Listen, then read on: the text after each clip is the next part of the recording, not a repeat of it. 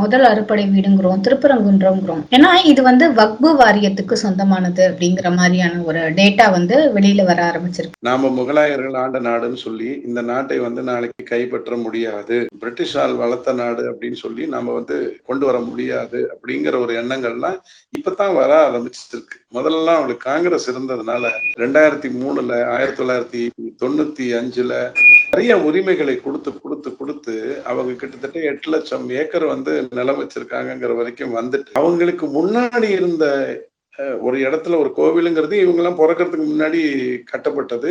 இந்த பிறப்பதற்கு பல ஆண்டுகளுக்கு முன்னாடி கட்டப்பட்டதுங்கிறதெல்லாம் இல்லாம அந்த நிலம் என்னுடையதுன்னு சொல்ற அளவுக்கு இவங்களுடைய எல்லாம் வந்து, அதாவது அந்த வக்ஃப் போர்டுங்கிறது வந்து அவங்களுக்கு அவ்வளவு சுதந்திரம். அதைத்தான் மோடி என்ன பண்ணாரு, இந்த வக்ஃப் வாரிய விஷயத்த நான் வந்து சீரமைக்க போறேன்னு சொல்லி ஜேபிசிட்ட கொடுத்துருக்காரு.